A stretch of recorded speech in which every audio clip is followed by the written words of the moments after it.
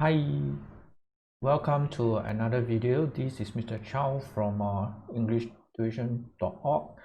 Now, today is supposed to be my rest day, so I'm just thinking of making a quick video, nothing too intense or stressful for everyone, and talk about how to help the students make amazing progress. We don't just want progress; we want them to make amazing progress in their English. All right, and in this PowerPoint slide, I have 5 essential factors that I want to talk about. Now, bear with me if the video is going to be a little bit slow because, like I said, today is supposed to be my rest day, and I've not planned to do anything that is too heavy or intensive. In fact, I'm just making myself comfortable with a nice cup of tea.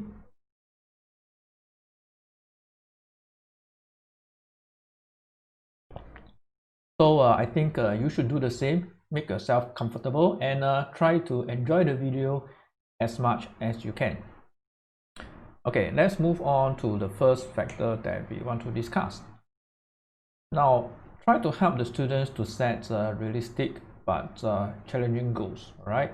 I know there has been a lot of talk about setting goals, setting realistic goals, things that can be goals that can be achievable, right? But at the same time, we want to know when setting goals, where do we draw the line, and how do we set the proper balance for the goals? Because I think that no amazing results can be achieved if your goals are realistic, but they are very low level goals, right?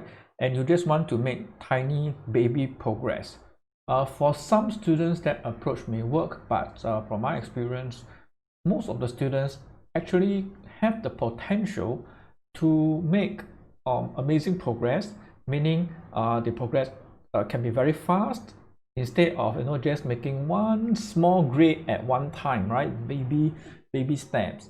So if you can jump for like a C6 grade, for example, if you're an O-level student, to a B4 grade, that's at least a 2-grade jump, which is to me a realistic goal and at the same time not too challenging, right? But why would we want to jump from a D7 grade to just get a borderline pass at C6 grade?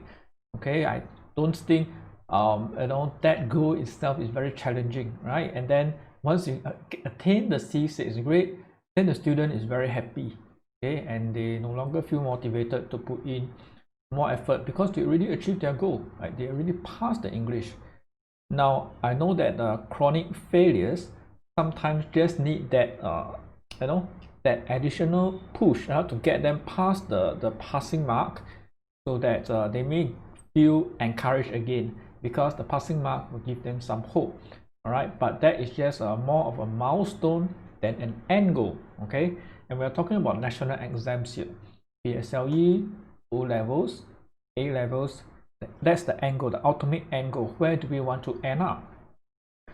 So a lot of the goal setting will also depends on the child's ability and the child's ambition as well. What is the standard that they set for themselves? Okay, so it can be quite subjective. No amazing results can be achieved with unrealistic goals, right? So the converse is true. If you think that if you think that you can achieve a goal that is too lofty, okay, it may be beyond your means, okay, and if you keep trying to hit an unrealistic goal, what happens is that the chances of failing is very high. Excuse me. And then consecutive failures can be discouraging, and therefore is also counterproductive, because you get to a point when you lose all hope and you don't even continue to try because you keep failing. I can't hit that goal, it's hopeless, I can never score A, I can never get a B3, right? I can never get like over 80 upon 95 for my PSLE or for my primary 6 English paper 2. So if you keep failing to hit those goals, then the mindset goes into negative mode, and it's very difficult to come back from that, because you have repeatedly told yourself that I cannot make it, it's not going to work, I cannot make it, and then it's going to be very hard for your tutor or your teacher to try and reverse that process and motivate the student to do well again. So again, goals must be attainable, right? But remain challenging enough, okay, to move a student out of his or her comfort zone, right? I always tell my students, if you are learning, okay, you want to move to a state where the equilibrium is disturbed, right? So if you are at a very stable state of equilibrium, which means that you are in a comfort zone, you are so comfortable. Why must you change? There's no good reason for you to change. Okay. So the practices, the drills that have been given to the students, the daily practices, they're meant to disturb the equilibrium a little bit. So it's actually a good thing that they feel a little bit uncomfortable, because you tend to feel uncomfortable when you're learning new things, right? When you're trying new things. If you feel this exercise is so easy, right, so comfortable, then what's the point of doing the exercise in the first place? Okay. So students should try to do a mental check to see whether they're still very much in that comfort zone, especially those who are who have national exams coming up. If they're still feeling comfortable, right, maybe let them watch this video. Hopefully something in the video will spark them, okay, will get them out of the this mental sleeping state, okay, and wake them up a little bit. Then they can start working towards their own academic goals. Okay, we always wanted to try to draw inside PowerPoint. So maybe mention discouraging here, right? See if I can draw. I'm just enjoying drawing some cartoons sometimes. Draw a discouraged student. So I have crying eyes.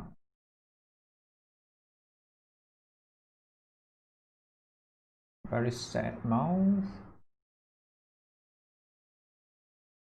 If you draw a uniform for this here, a bit of symmetry for the shoulders.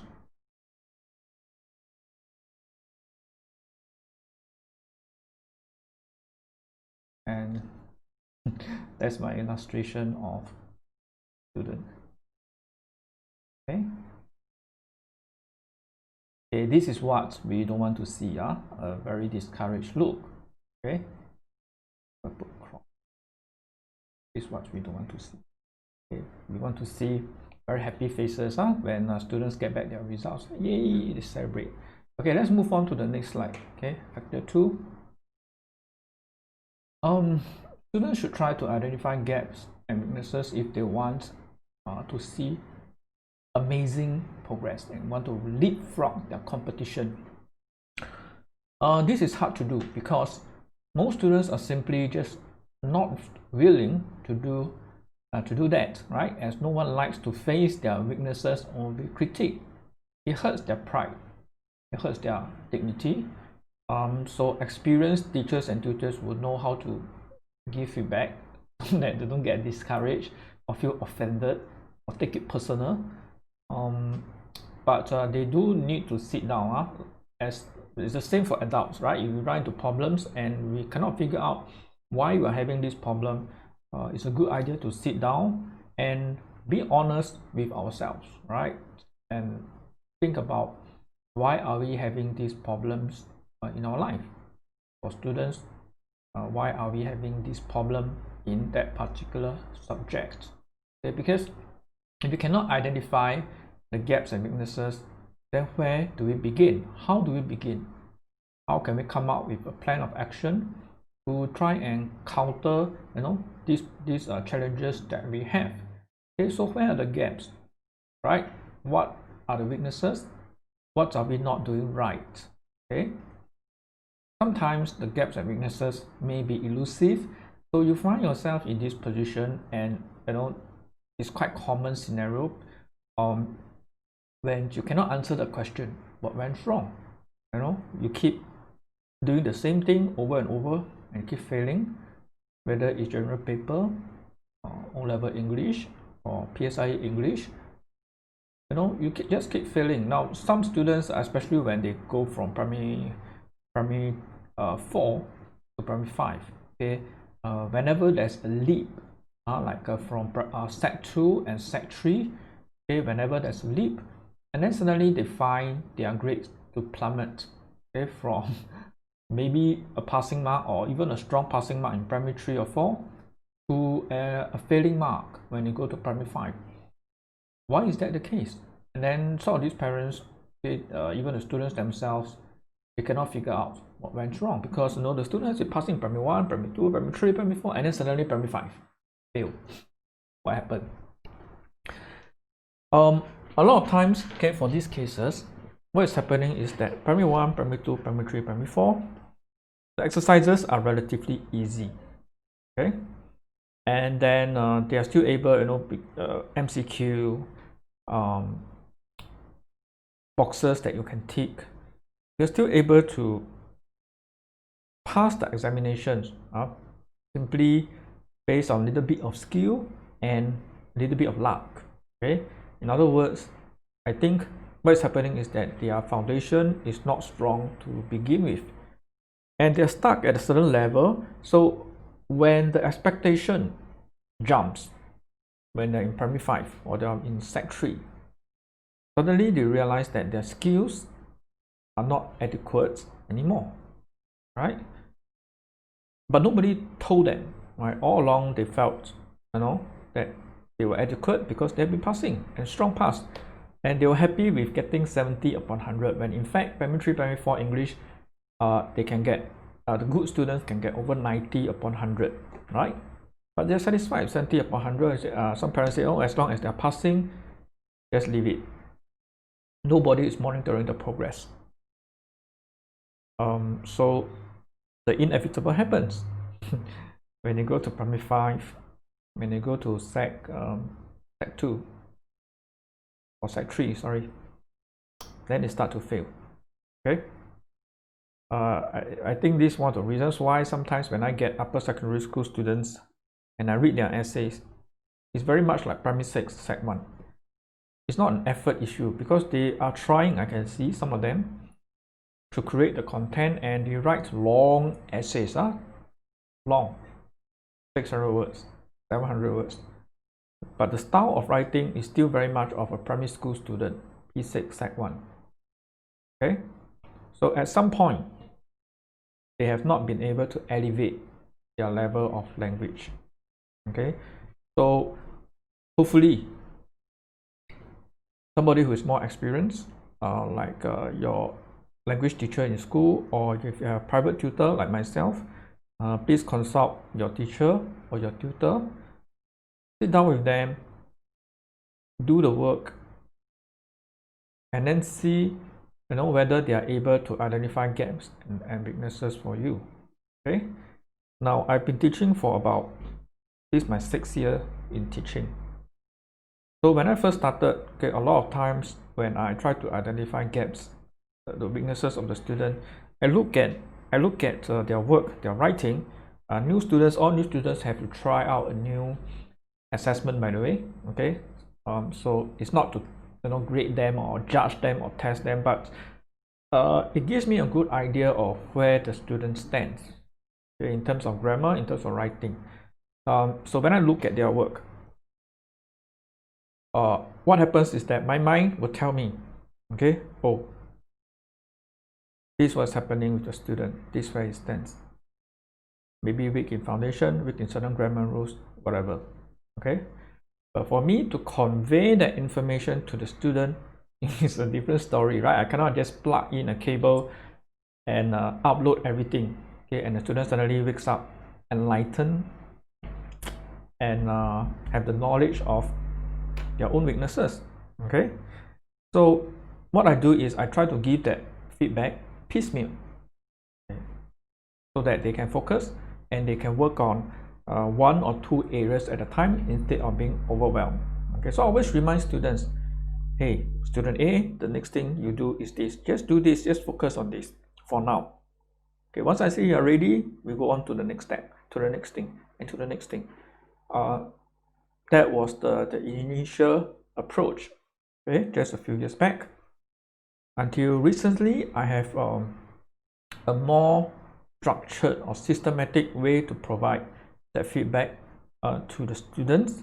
So I came out with a Word document, okay, where I have all the requirements stated for each activity of the national exam, right? For example, sentence synthesis in PSLE, open-ended comprehension, essay writing, and so on and so forth, okay?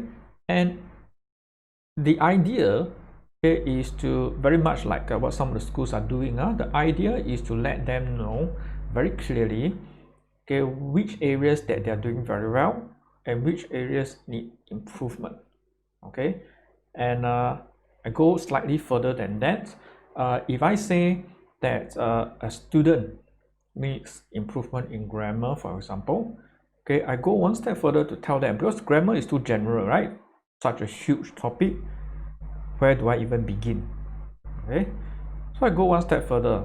At the end of the document, I will tell them these are the topics you need to focus on. It could be connectors, it could be subject-verb agreement, it could be countable nouns, right?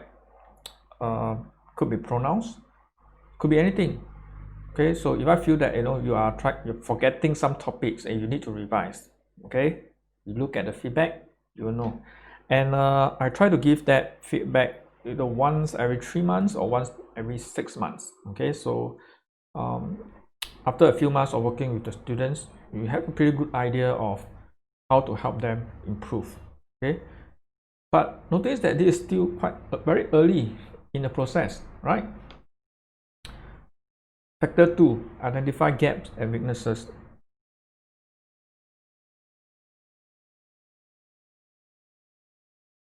So talk it out with the teacher, with your tutor, trash out the problem areas. But that's half the battle won, okay? Because now we know where to go. We have direction. We have a blueprint. We have a map. We have a compass, okay? We know this is the direction that we want to go, and then we can proceed. So we move on to factor 3. Now, factor 3 is less of the teacher or the tutor, but more of the student. So, every year we get a different batch of students, and every student is different.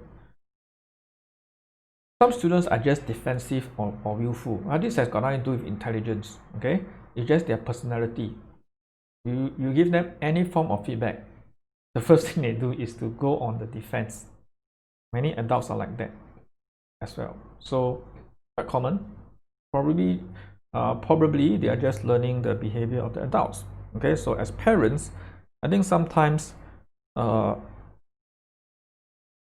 we should do what we can to guide them in the right direction by showing them instead of telling them. Okay, if adults can show them that we can be humble, then maybe kids can be humble, right? And then some students are just sensitive. They think that you're always attacking them, okay? And they get offended, and it affects their mood. And because they feel bad, they are not in the mood to learn, okay? So the personality affects the student as well. So how do we overcome that? And then there are others who are just stubborn, recalcitrant, and think they know best, or refuse to listen to feedback. Sometimes some students are very skeptical. Okay, everything you tell them, they question, they challenge, they cannot accept. They are ignorant, they have not mastered the topic yet, and yet they are not willing to listen to the feedback of others. If you try to start talking to a child, and the child keeps saying, "Really, meh? Is it true?" Then you know the child is not listening. Okay, just being skeptical. Well, I think being skepticism is healthy, but only to a certain level. If you're learning from an authority, you're learning from an expert of the subject, then it doesn't help you to be skeptical, because after all, you're trying to learn from that person. Okay, the person has been there, done that, and they are in a more experienced position, a more knowledgeable person to advise you, okay, on what to do next. So it works best for the child or the student if they can just be patient, okay, be open, and listen first, right? At least try to understand the feedback before they decide whether they want to throw the advice out the window. Okay. So the antidote, okay, for being defensive, being willful, being stubborn, is humility. Okay, being humble enough, okay, to reflect and accept the feedback that is given by others. In other words, we don't start from a high, sitting on a high horse and think that why should I listen to anybody else? Okay, I'm smart, I have good ideas, I have good school teachers, why should I listen to my tutor? Or the converse is true, I have good tutors, why should I listen to my school teachers? Why can't the student listen to the feedback of both the teachers and the tutors? And if they have questions, they ask. That's part of being humble, that's part of being open. Maybe the teacher and the tutor have comes from different perspective, okay, and the student learns more as a result by listening to both parties instead of accepting one and rejecting the other. Okay, and I think this is a very important factor. I think as students, we need to remain curious, we need to remain humble, and always have this unstoppable thirst for knowledge if you want to pursue amazing results for your academics. Okay, if you just want to learn, to shorten your progress, okay, or to stunt your own progress, okay, and just learn slowly, then by all means reject 10 things you hear, reject 9 things, you only hear one thing, and you only learn one thing. Okay, a very slow way of learning. Okay, think about what I've just said. Hopefully something will stick. Let's see if there's anything else on this slide. Okay, so that also means willing to take action and try out the new advice. So even this last bullet point here, a lot of students are not willing to do listening and reflect, but are you willing to try out the new advice? Because if you're not willing to try, then how do you know that the feedback works for you? Because you're at the stage where you're stuck somewhere. Maybe you're not able to elevate from a C6 to a B4 or a B4 to an A2, right? You're stuck in that position, and then you can figure out how to get you out of this position that you are at. And the advice is, are you willing to try out something new based on the feedback? Of course, you're not shooting blindly. Okay, we've already identified where are the weaknesses, where are the areas of improvements. But are you willing to try out something new? Now, if you're not willing to take action, then everything I've just said is rubbish. Think about it, right? Like I said, trying out new things will make you uncomfortable. It will make you feel, that a little bit awkward at first. But as you practice, you try again and again and again and again, you will eventually figure it out. Okay, you'll get the hang of things. You get a hang of writing, situational writing, argumentative essay writing. You'll get a hang of it as long as you try and you practice. Okay, that's a prerequisite. It's not an option. If you don't try, then there's no chance for your language to evolve, develop.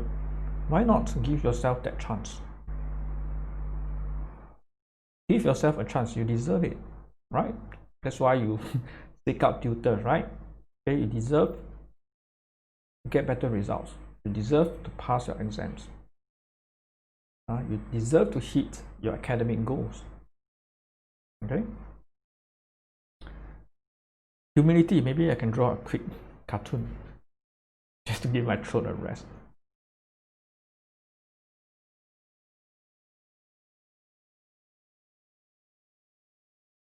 Maybe you can draw a monk.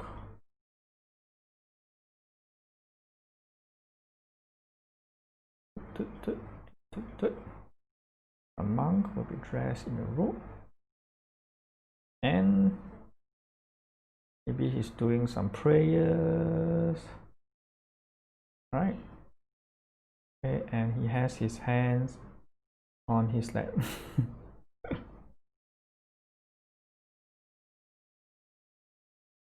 Horrible drawing.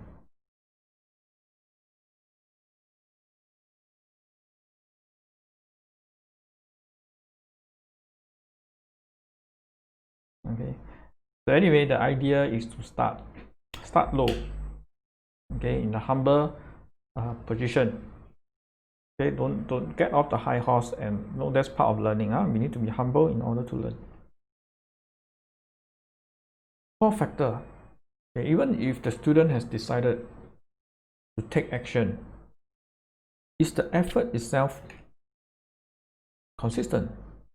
Right? Consistent means, okay, this is what I'm going to do for daily practice, week in, week out. Is that going to happen? If you want amazing results, consistency is key for everything in life, not just excelling in academics. Okay. Younger students are more susceptible to distractions.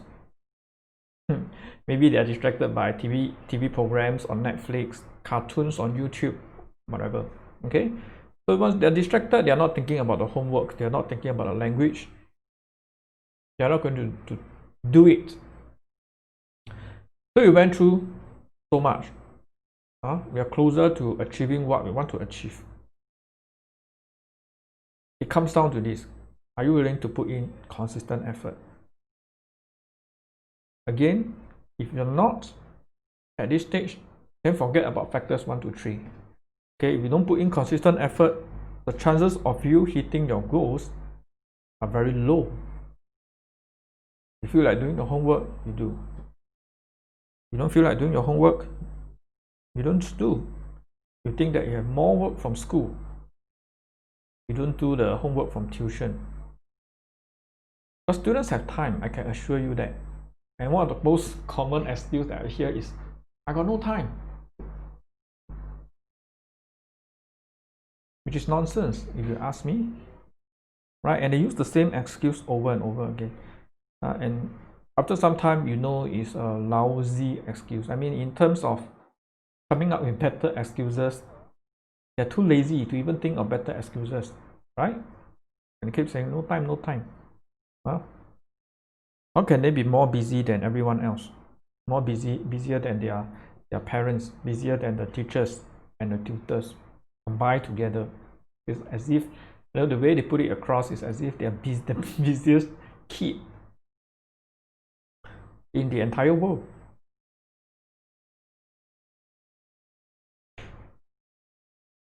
And the next point, okay, I want to discuss. Okay, we're talking about consistent effort, but this also affects, okay, that most students like to test boundaries to see what they can get away with, especially for newer students who don't know me, okay. And their children, that's just how they behave. They will try 1 week do homework, 1 week don't do, see what happens. Nothing happens. Another week don't do, see what happens. Or maybe do half the homework, just to test the boundaries, okay. And they'll keep testing the boundaries if nothing is being done, to make sure that they put in the consistent effort. So sometimes for some students, a very minority of them, okay, I nag at them, I shout at them as a teaching tool, okay, to send a message that, hey, you know, this is where we draw the line. You're supposed to do your homework. This is the boundary. Do not cross that boundary. Okay, and I hope parents can understand that, right? They must send the message to the child. There are certain boundaries you do not cross. Okay, because if you don't set the boundaries, make sure they understand the boundaries and obey the boundaries, then it's going to be chaos, right? It's going to be very hard to pull them back after some time, because they are going to grow more rebellious. They know they're not going to be punished if they don't do their homework, or if they're dishonest and start telling lies. Where does it end? Never going to end. And nowadays, what I will do is I will work closely with the parents. Okay, if nagging doesn't work, talking nicely doesn't work, I just keep quiet. I just contact the parents and update the parents. Okay, I've done this. Your child continues to be very stubborn and doesn't want to come back into homework, doesn't want to write, doesn't want to complete some of the exercises. I leave it to you to do what you want. If the parents don't do anything, then there's nothing else I can do. Right? But usually that works very well. Okay, and it will stop the child in their tracks. Okay, and then the next week they do come back with the homework, but then they fall off again after some time. So we keep doing it. That's just part of the journey. Okay, so the consistent effort is not just from the students, but also from the teachers and the parents as well. Okay, we have to be consistent in our effort to motivate them, check on their homework, to make sure that they respect the boundaries, they do their part. Ultimately, we have their best interest at heart. Okay, so the teacher or the tutor is also a very important factor, okay, for the child's progress. Okay, finally, we are at the last factor.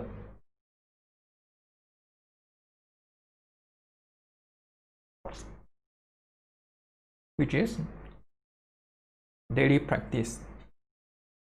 This is easier said than done. Okay, I understand some students come from families who are not, who do not have an English speaking background. So if that's the case, then you can imagine, right? The programs that they watch will be Mandarin. Okay, the books or newspapers or magazines that they read, okay, will not be in English. Okay, they will be in another language. Not, of course, then they will be better at that language. Okay, but I think Singapore, the educational system, we are bilingual. Okay, and if you are surrounded by just one language, you tend to forsake the other language. Imagine being surrounded by English books, everything English. All right, then maybe Chinese will suffer. So conversely, if you're surrounded by all Chinese materials, then English may suffer. Okay, so where is the daily practice? Okay, so what are you expecting, okay, when you watch the video? A magic pill that you can swallow, or some talisman that you can burn and drink, and then tomorrow you wake up, boom, you have all the knowledge, all the vocabulary that you can use. Well, the truth is, it doesn't happen overnight. There's no magic pill, no magic water. All the 4 factors that I've just discussed requires effort. Even 5th factor, daily practice, requires effort. And your daily practice, your daily effort will accumulate. If you don't put in the daily practice, you cannot develop that skill. Okay, now I want to emphasize skill because that's where MOE is heading. They have, they understood language subjects are skill-based, not so much knowledge-based. Yes, knowledge in terms of vocab, grammar, okay, but you want to go further than that and test the students' ability to apply what they have learned instead of just cram knowledge and regurgitate. That was, many years ago that was the case. Okay, but now, modern times, modern education, they moved on. Okay, they've improved. You can learn something, but do you know how to apply it? That's the skills. Okay, no magic pills exist. So a lot of the success depends on the willingness of the student to spend time practicing language skills. How? I always tell students that you don't have to have a formal setting. Like you come for tuition, then only you speak English. Okay? So what happens if you only come here for tuition lessons 1.5 to 2 hours a week? And if that's the only time you speak English, and most of the time they are not talking, I'm the one talking, so they probably talk about 5 minutes when I ask them questions. Right?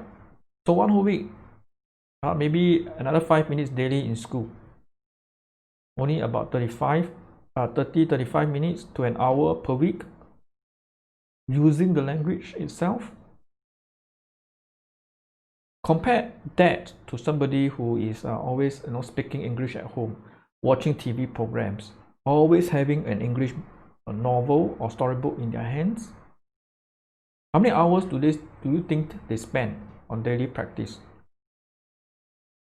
Answer is uncountable, right? Because they're always touching the language. In other words, they're living the language. Okay? So over time, it becomes second nature for them to use English, and that is the end result that we want. That is the amazing result that we are after. Writing will become more natural. Speaking will become more natural. You don't hesitate as much. You don't have to think so hard about grammar. Am I making grammar errors? You will sound more confident in using the language over time. Okay? But kids are very adaptable. If they really want to do it, they can. Okay? And then they absorb and develop language at amazing speed. Adults a bit harder. Okay? But kids, they learn fast. So are you willing to spend time practicing this language? Think about that. Okay? You have to lower down the defenses, become more open, humble, and willing to spend time practicing. Doing what? Now then you ask, how? How? 4 language skills: reading, listening, writing, speaking. Every day, just pick one. Okay? And do it. Reading. What have you read for today? Newspapers, storybooks, model compositions. How about listening? Have you been watching any TV programs, having conversations with others, or listening to conversations of others? Listening to the right people and watching the right programs.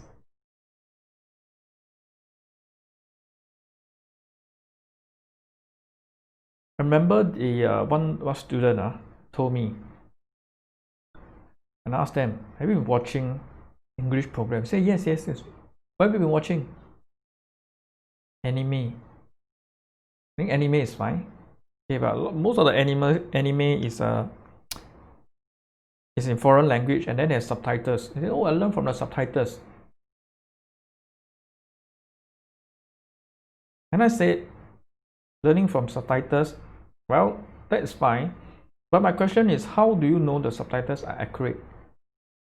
The student was so defensive, and they just said, oh, it's good, man, Mr. Chow, right? I learned vocabulary, new words from subtitles. I said, yes, but do you know how the subtitles come about for these animes? Now, a lot of these animes are on questionable websites, right? And the subtitles are actually created by volunteers. Maybe a lot of them are students themselves. Okay, they have too much time. So they go and write animes on their own. Write subtitles on their own, okay, for this anime. I cannot deny the fact that some will be good, okay? But I've seen some that are bad as well, right? So the question is, how do we know whether the grammar is accurate or not for those type of programs? The students themselves don't know, right? Because they're students, they're learning, okay? And then they may end up learning the wrong thing. Okay, which is why I say, selection of programs is very important as well. Okay, watch documentaries, that's the best. British programs, not too bad. Okay, so that's what I recommend. Listening, you can listen to the English language, okay, just by talking to people, listening to other conversations, listening to audiobooks, right? Some of them, if you're commuting and your school is a very long distance away, okay, you spend 30 minutes each way, so to and fro an hour, you can listen to ebooks, audiobooks. I know you can go to National Library and borrow digital books, right? And then just listen as a podcast or whatever, okay? Each day, right? You get bored, go back to watching programs. Writing, most of my students actually hate writing. Don't know why. Maybe because it's just a very demanding exercise and it can be tiring and requires effort. But personally, I love writing, okay? And I recommend that students write something every other day. Could be a personal diary, even when they're not asked to write formally by the teacher or the tutor. Write something themselves. Make notes. Write journals. Okay, keep a journal. Do some research on the internet. Write down the points. Okay, just write something. Okay. Speaking. Many of my students are very passive during lessons. They don't ask questions. So as students, one way to start a conversation is to ask questions. Don't know where to start. Just ask anything that interests you. And then you can start a conversation easily. Use the language more, right? During dinner table or whatever, having dinner with family. Talk to your family members in proper English. If you use Singlish all the time, all the incomplete sentences, okay, using grunts and always like how's the movie? Like what's is it good? Is it bad? Don't know. You're just grunting. Okay, then you're not practicing. Give a reasonably good response. Make it a habit. Speak good sentences. So always, young kids are just always ha ha ha all the time. Don't know why. Ha ha ha is not even a sentence. Okay. Okay, with that, we have come to the end of the video. Apologize for the video getting a bit long. Like I said, today is supposed to be my rest day, so it's supposed to be slow, instead of fast and intense like all my previous videos. So hopefully, there's some useful information that you can keep for yourself. And if you enjoy this video and hope to see similar videos just like this one, or just watch me drinking tea,